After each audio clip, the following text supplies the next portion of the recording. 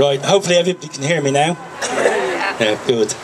Okay, number 22, Fairview Avenue, was where Eamon Kent came to live after he got married. But the main reason that we're here is because if you look just up the road to where the stop sign is, that's where the entrance gates to Croydon Park were. Now, most people tend to think Croydon Park was the headquarters of the Citizen Army. It wasn't. It was acquired in 1913 by James Larkin as a kind of pleasure ground for workers. The rent was £250 a year, which meant they couldn't rely on the workers to make it pay.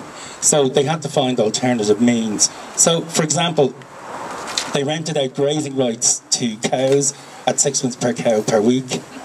They also had a previous occupant was a Captain James Staveley, who gained an international reputation for his fruit and vegetables, which were grown on the estate. So the agricultural end of it became a hugely important revenue stream. And the other big thing that they had going on at Croydon Park was the sporting activities. Virtually everybody played at Croydon Park. You may have heard of the Hope gun running episode and the Royal Scottish Borderers. Well, their hockey team played at Croydon Park. Right. So they kind of needed territory slightly.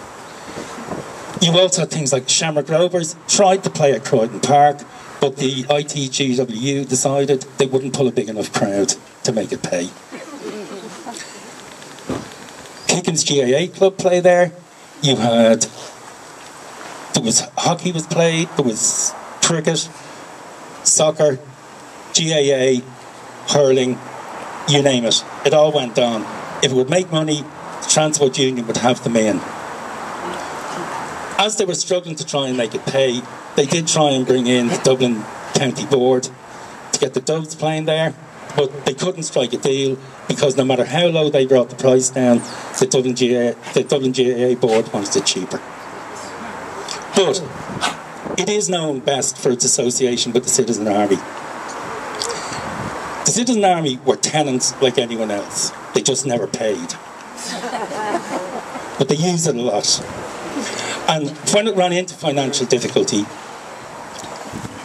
two members of the Citizen Army, Seamus McGowan and Sean Connolly, who went to Joey's just up the road here and lived in Phillipsburg Avenue and was actually the first man to be killed in the 1916 Rising, came up with the plan of setting up a sports committee that would try and bring in events that would save Croydon Park.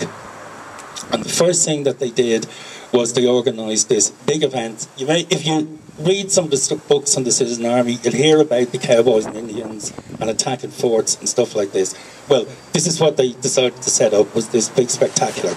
And everything went fine until they had the tug-of-war match, and the Baldoyle company of the Citizen Army reckoned that the people that they were pulling against had been scabbed in the 1913 lockout, and it turned into a real fight.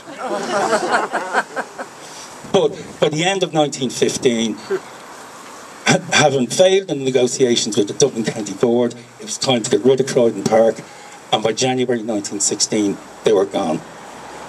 Right. There was no involvement by either the Citizen Army or the Transport Union with Croydon Park.